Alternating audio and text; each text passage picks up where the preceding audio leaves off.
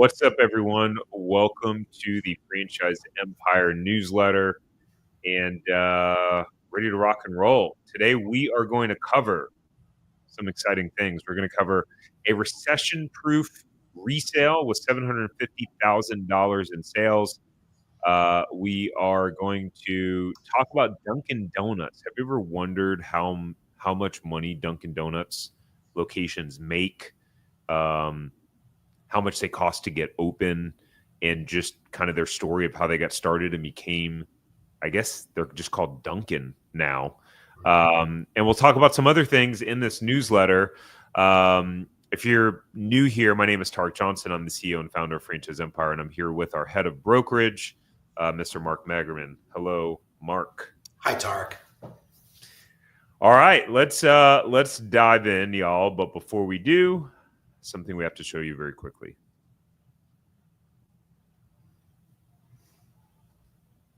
All right, let's dive into it.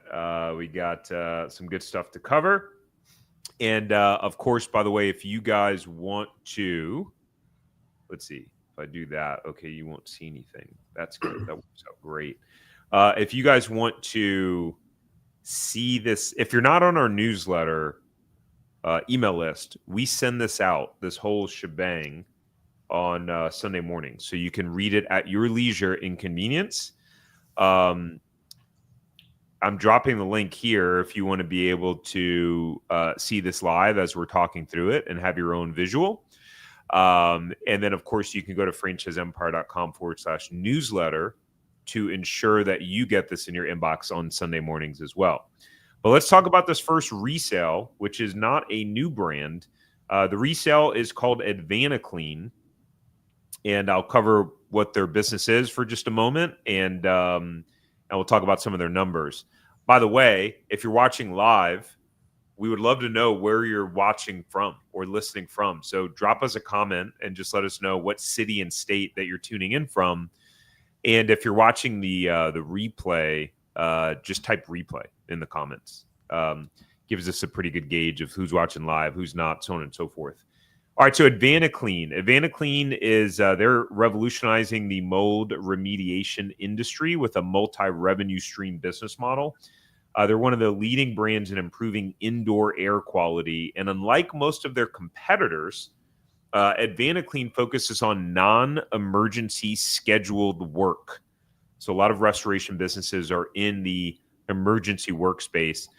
So their business model allows for for owners to balance their revenue streams with greater predictability, right? So they're offering things like mold remediation and removal, crawl space moisture, air duct cleaning, sanitizing, radon mitigation, et cetera. I'm sure they probably made it, well, let me not use that word. I'm sure they probably did very well during COVID.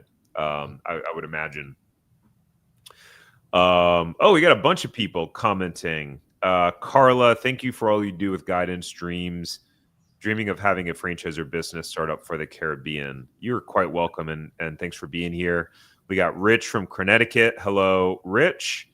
And we have Mark from Dallas, Texas. Juan from San Antonio, Texas. Thanks for tuning in, y'all. Well, our guest that wants to start a franchise in the Caribbean, if she's looking for a partner, I'm available. I know, right? The Caribbean. What a beautiful place. That has to be amazing to live there. We used to have a joke. My friend and I, when we were in college, we were going to open up a Slurpee slush stand in the Caribbean. Just get a freezer and sell slushes all day. Never did it. Oh man, I'll tell you about it offline. I actually learned about this. We went to this ice cream shop the other day. My mom was in town visiting us here, and incredible. And you're talking about the average ticket. The average product is like $12, $15. It's like these custom ice cream things. Yeah. The place was utterly packed. Granted, it was 90 degrees outside. And of course, I'm like, this has to be a franchise. And they had franchised it. That was the flagship corporate location that had started, a pretty sizable location. But I thought, oh man, I could see people loving this stuff. And I actually even thought, I'll have to send it to you offline because I thought, for the people that do want food and something interesting, us having that in our portfolio could be pretty interesting because it looked like one of those unique options that would do well. I got to pull up the FGD and see the numbers. Love to see it. Yeah. All right. So this Advana Clean for sale, this resale here is in North Carolina. It's in the southwest part of the state. The asking price is $500,000. The last year revenue is $750,000. Make sure to read our disclosure there about the sale being non-verified information provided by the franchise owner. And if you're in North Carolina or considering relocating, which we've had clients do for specific opportunities that align with their goals, then you can go to franchiseempire.com. What is the /resales is how you can get more information and get connected to the franchisee. In terms of competitive advantages of Advana Clean, well, they have over 30 years in the business. Actually, Jeff Duden was the founder of Advana Clean. He also was on Undercover Boss. I've also had him on our podcast. Advana Clean is an approved school for the Institute of Inspection, Cleaning, and Restoration certification, which is pretty cool. Yep. They have a approved flood house. It's the 22nd flood house of its kind in the country. I don't know why we would put that as notable, 22nd. I don't either, but the cool thing about it is it's also used as a training facility for the people. So having one is better than not having one.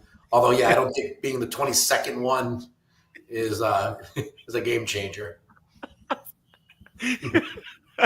Like second, third, I don't know, maybe like top 3, 20. Unless there's like 1,000 of them, then okay, I could see how 22nd would be significant. Yeah, it's kind of like saying, like when I graduated high school, I graduated 147th in my class. Right? Oh man, it only mattered to my mother. Yeah, right. And all she cared about is that I got the diploma in ink and not in pencil. Right. Unless you're the valedictorian, I don't know that any of it matters after that. Could not agree more. So one of the cool things about Advana Clean, they have funding available for like large loss and national account and catastrophe event projects. Why is that significant to you as a franchisee or potential franchisee?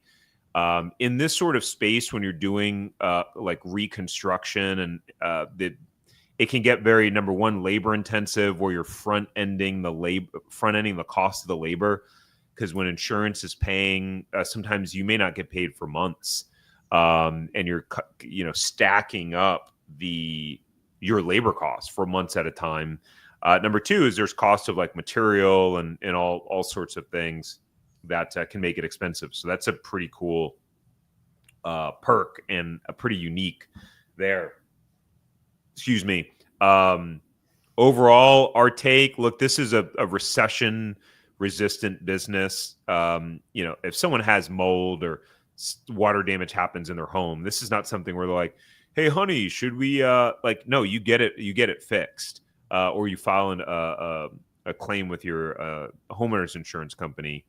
The other couple of things, this franchise system, super established, gives you the opportunity to really build an empire.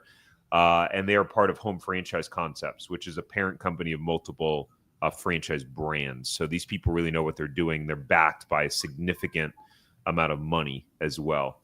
Mark, what's your take or thoughts that pop up here? Yeah, I would say these types of businesses really require an owner to have a lot of attention to detail. Obviously, every business does, but if you're painting someone's house and you miss a stroke, you can go back and you can fix that, right? This is about remedial. This is, if you have mold in your house, and I had a daughter who was got sick from mold-related issues in her life. So you've got to take it seriously. You really got to inspect what you expect in this business. So if you're interested in this business as an owner, even if there's a team in place, please be prepared to get yourself involved, at least and learn how well the job's getting done. Because if you're going to do a job and you're not going to completely get rid of it because you took your eye off the ball, your business can go south really quick. So this is a business that's really requires a lot of involvement, I think, from an owner, even if it's just checking in on the people that you have in place.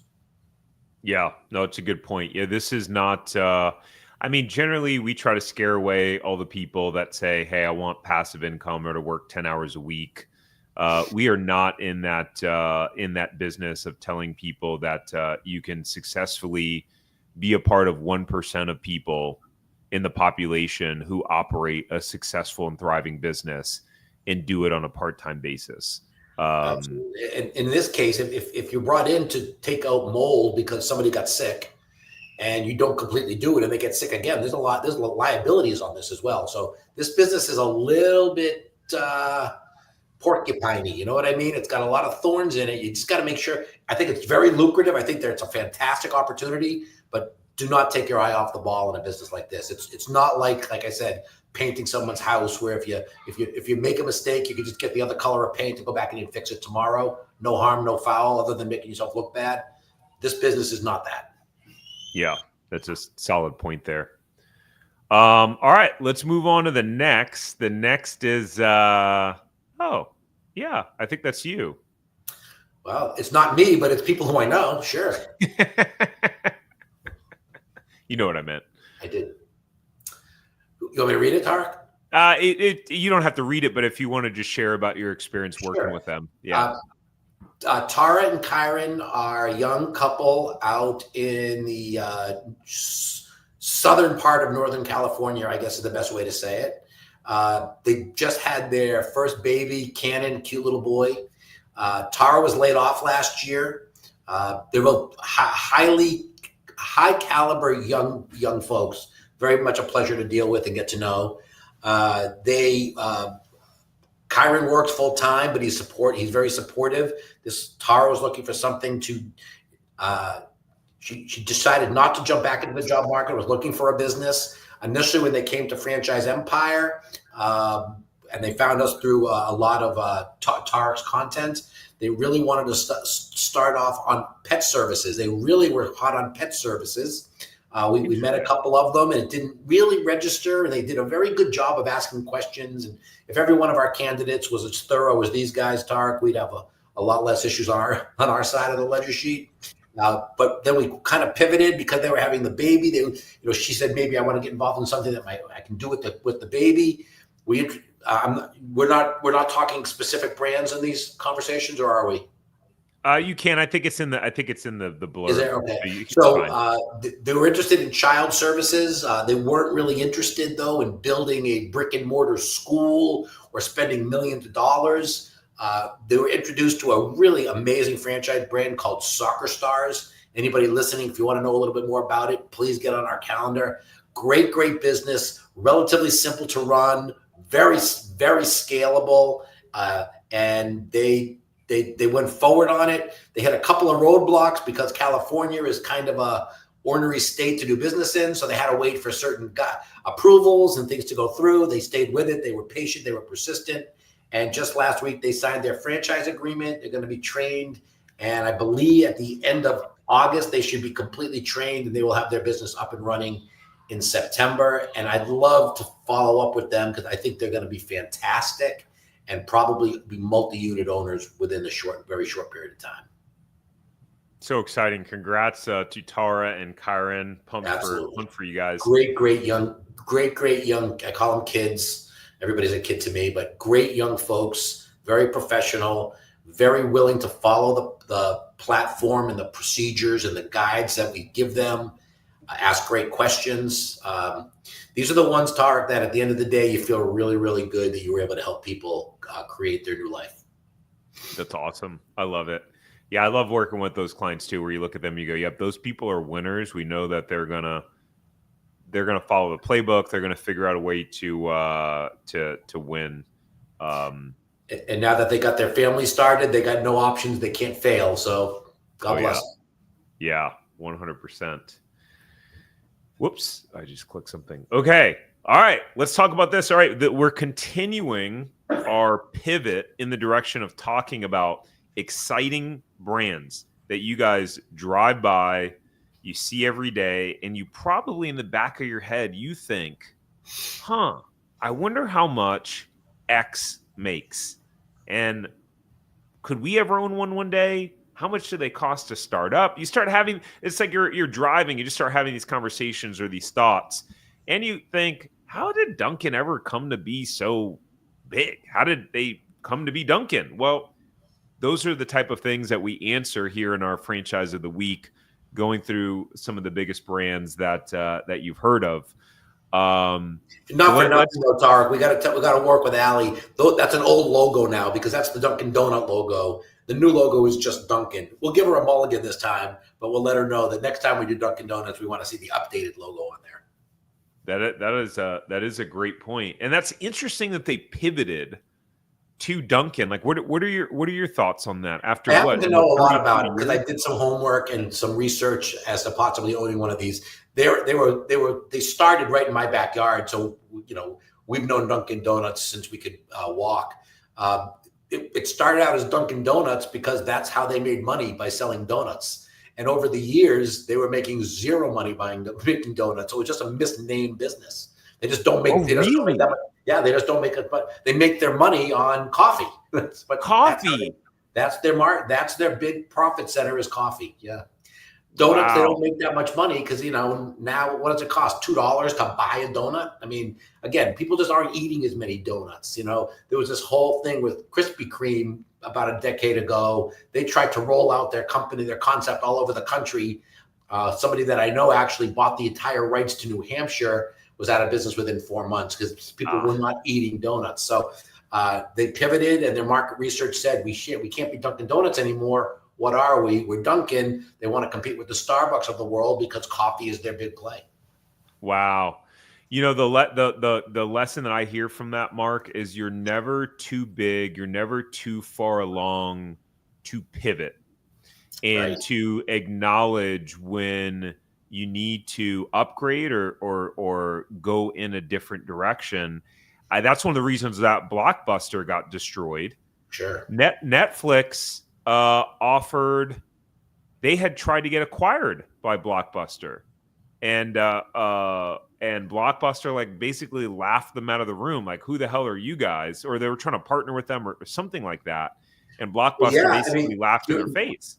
No, Netflix started out as a video rental business. That's all they were.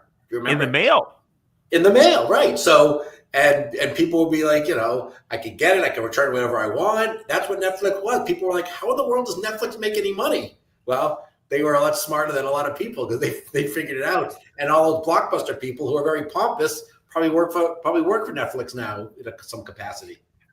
Cool story. Yeah, super cool story. All right, so Dunkin'. So it isn't just a coffee shop. Let's see, for millions of people, it's the only way that they start the day. I personally don't drink Dunkin' Donuts coffee. I'm pretty particular about my coffee, like very strong coffee. Do you drink Dunkin's coffee, Mark? So, here's the thing, right? So it's kind of like being a Red Sox fan, right?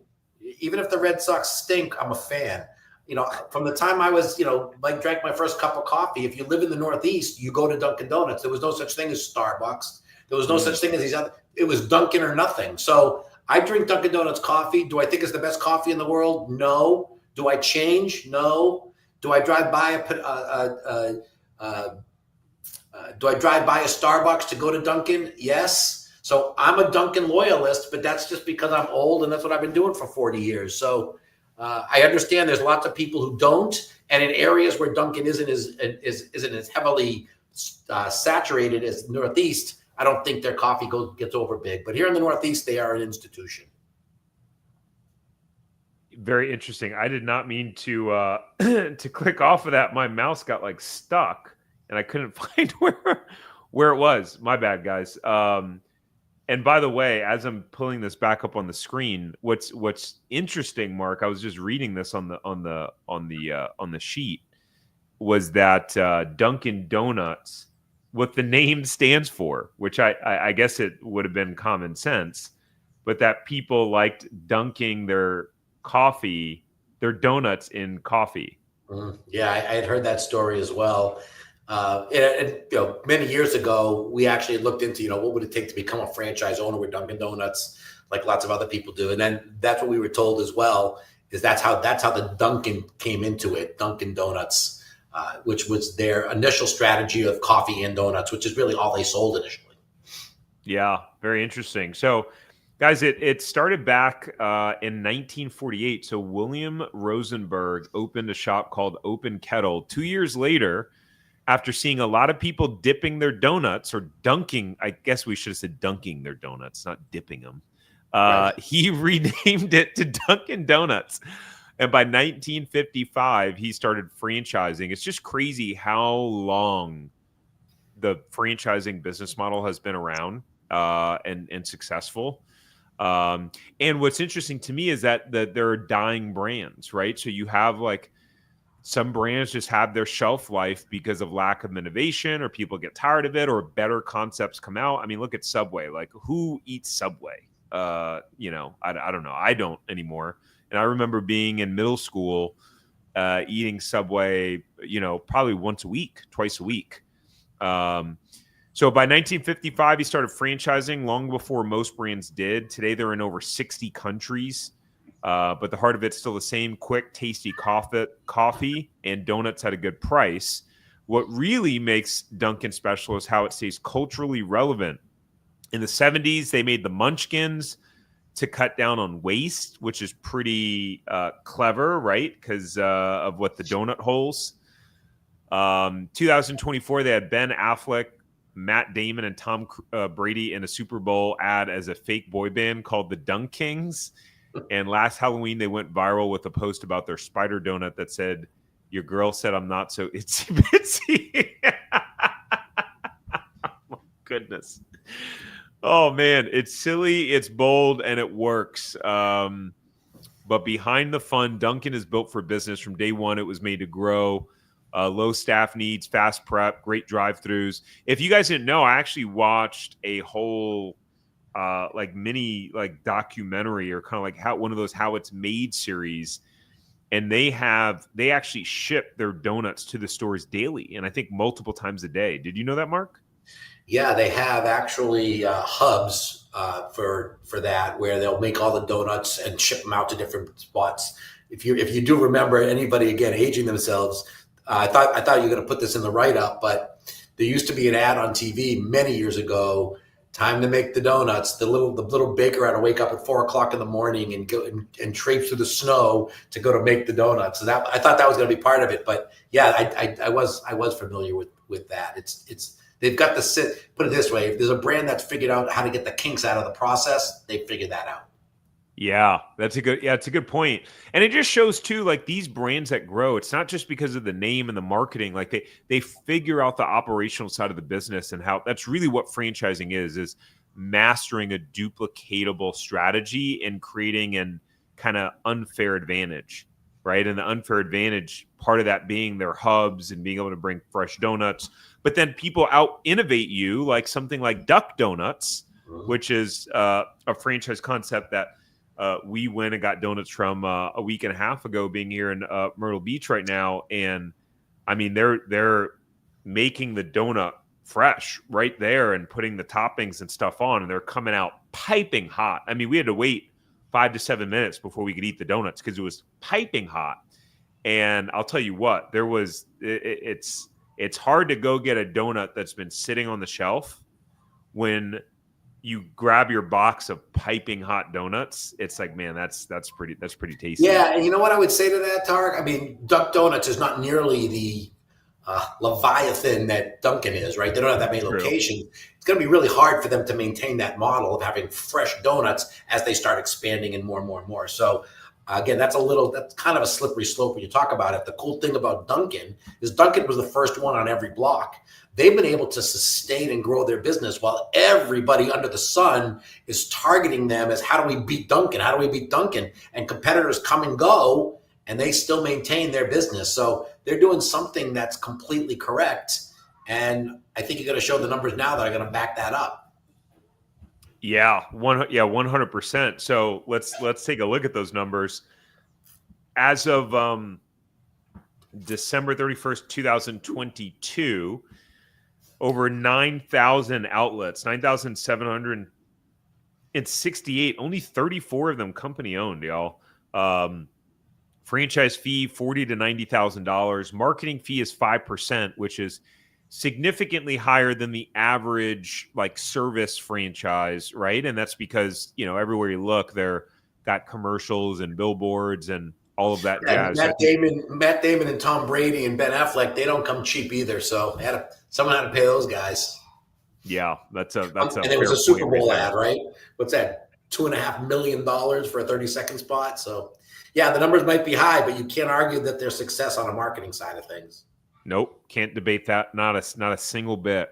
The royalty fee, 5.9%. I'm curious why such an obscure number. Why not just 6? What is that like when you go to get gas and it says it's $3.99 a gallon? Like, you're not fooling anyone, but I guess they are, because they've been doing it for years. So yeah, my guess would be, and this is really not even fair for me to say, but that 5.9 was 5.7, was 5.5. They're gradually moving it up, and I think my guess is if we do this again next year, I wouldn't be surprised if that 5 starts with a 6. Wow, I didn't even think. That's a hunch. That's what I mean. It's not really fair. That's just an opinion. Yeah. Well, I mean, when you have almost 10,000 locations, 0.1 or 0.2% is meaningful, I'm sure. Absolutely. All right. Initial investment ranges from $526,000 to $1.8 million. And that is going to depend, ladies and gentlemen, on the type of location that you open. So, and having done some videos on Dunkin, they have a couple different options. They have inline, so where you're like, in a shopping center building. And then you have like your traditional freestanding units, which that's self-explanatory. Minimum net worth is $500,000 per location. That makes sense. That's pretty reasonable. I feel like that's one of the only ones that I've seen of big brands where it's like, okay, that makes sense that it's per store. Because I think we did Jersey Mike's either last week or the week before, and it was like $350,000 net worth or something crazy. I'm like, how the hell can you open $1 million store where we're only having like a $350,000 net worth? It wasn't making sense. Agreed. They do have a 20-year term on their franchise agreement. Why do you think it's so long? You know what? We were talking about another brand last week. I didn't have a good answer, but all I do know is it's almost superfluous, because to me, the longer the term, the better for the franchisee, because they can't change the numbers. That means you're locked in. But as long as you can sell your business and strategically exit, I don't think it makes a difference. But I don't know why the 20 years. I think the downside to the 20 years, going back to my Five Guys days, is we signed a 10-year agreement. And our goal was to get out at that 10-year mark, because between years 10 and 20, if we re-upped at the 10-year mark, you had to do a rephase. You had to spend more money and upgrade your store, which was very, considerable. And I'm guessing they do 20 years because at some point in time, you're going to have to remodel your store and sink more cash into it.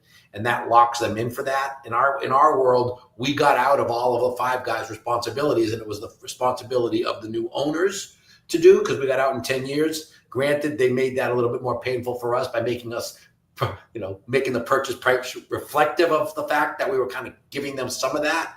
But I don't know why it's 20. I think it is done for the benefit of the brand, but I think there's a lot of advantages for the franchisee as well.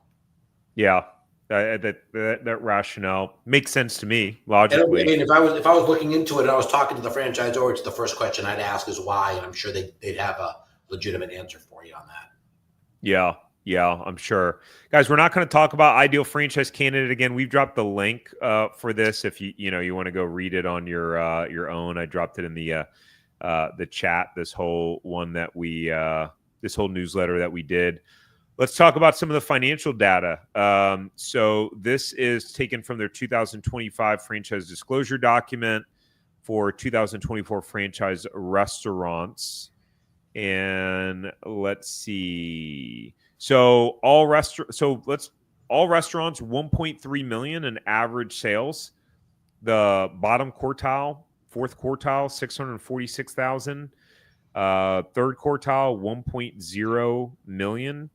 1.4 million for the second quartile, and the first quartile is 2.0. Let me see if I can get this page marker up. All right, it's giant, but there we go. Excuse me. Bless you. Thank you. Let's see. Oh, I got to be here. So first quartile, we got the average here. This thing is blocking it. And then you can see all the other numbers here. I like having the visual marks. All right. And then if we look here, we can see the total number of restaurants in the quartiles, which is pretty interesting to see. Then you can see the lowest performer. So I'm curious to know the story behind this one. You're doing $4,800 owning a Dunkin. Like, I really want to know the story behind that. That is, it can't be a good story. Number one, no. And my guess is it's going to be in some very, very rural area. But I guess it's an interesting story because, again, what I was going to make a comment on before you showed that was the lowest quartile. In many cases, in many brands, a low-performing franchisee is a direct correlation to how much effort the franchisee puts in. But in Dunkin, if you have a location that's just not in a great area, you could be doing everything right, but you're just going to be limited because there's thousands and thousands of locations. They all can't be A+ sites. So I don't think that doesn't scare me off, that low fourth quartile percentage. And again, so many of most newer franchise owners with Dunkin' Donuts are getting in on the resale, not new anyway. Yeah, that makes sense. Yeah, at some point, like, most of the territories all bought up. Yeah, and I use the exact, if you want to get into Dunkin' Donuts, and if you ended up investing in one, that would now give you opportunity of being in the network and being able to be firsthand on buying out franchise owners. Because I'll tell you what, you can look at Biz Buy Sell and all the websites that show businesses for sale. Very few of them have Dunkin' Donuts and Five Guys listed on there, because when they get sold, they don't make it to the public marketplace. So this might be, getting into Dunkin' Donuts with a resale, and then before you know it, you have an opportunity to scale your business and own multiple. Which, again, if your goal is to own one Dunkin' Donuts, I would say revamp your goals. Yeah, right.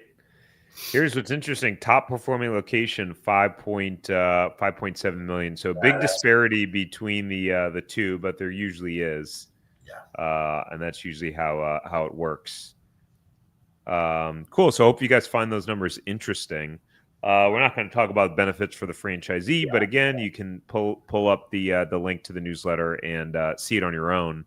But for those of you who go, hey, yeah, realistically, either I don't have the money for a Dunkin' Donuts, or I don't want to own a Dunkin' Donuts, or whatever reason, and you just go, hey, yeah, I'd actually love to know what are specific franchises that I would actually enjoy owning that are within my price point and can help me achieve my goals. Well, then you can go to you can schedule a free call with our team at go to franchiseempire.com/check territory. And we'd be able to do a free check for you to see what options are available in your markets, and you'll get some inside information from us about those brands.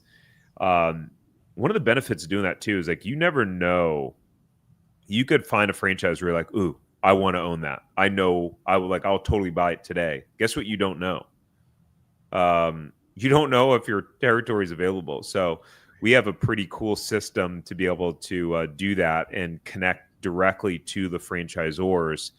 And pretty much, I'd say, how quickly do we find out? Like, by the end of the day, would you say on average, Mark? Or same day, worst case scenario, within 24 hours, we get response back, and the ones that don't get response back don't stay in our portfolio very long. Yeah, right. Good point. All right. In terms of stuff that you may find valuable or helpful. So kind of like this breakdown that Mark and I did, every week now, we put out on the Franchise Empire YouTube channel, breaking down the most popular franchises just in a higher production value, and it's a like 5 to 7 minute video breaking them down, me in the studio. So if you ever wondered some of these things about Wendy's, how they got started, how much they make, if it's a good investment, the cost of getting it open, and the most recent video was Wendy's, and I break it down on the Franchise Empire channel. And if you're the type of person where like, I just like to listen, I don't want to see the whole visual and video, you can listen to it on any of the podcast platforms as well. And then the second video that went live this week on the Franchise Empire channel is a video about Ray Titus, who's the founder of United Franchise Group. And he built a company with 1,800 franchise locations. So I don't know that I need to say much more than that. In the world of, getting to learn and hear from someone who has built something absolutely epic and successful, in my opinion, when I hear these sort of things and this sort of credibility, I want to drop whatever I'm doing and I want to hear what that person has to say. Even if I don't want to be in the same business as them, I'm curious about how they make decisions, how they operate, what do they do, how have they become so successful? And this is your opportunity to learn from Ray about what separates successful franchisees from the rest. He has a very interesting take on speed in business, and he gives a pretty interesting example and tells a story about that and the impact it had on his empire. So definitely go check that out. That's also on the Franchise Empire YouTube channel. Very valuable use of your time. He's a titan, no pun intended, in the industry. I would definitely listen to him, even if you're not thinking about franchising now. My guess is you watch this and you'd be like, franchising might just be for me after all. Yeah. Ray's Ray's also very entertaining to watch. He's from New York. He has a strong personality, and he's entertaining. Cool. All right, guys. Well, Mark, thanks for joining today. That's it, y'all. If you guys enjoyed this video, thanks, Mark. Always fun. Yes, likewise. Hit the like button, drop a comment. We'll see you next Monday, same time. Take care. Bye.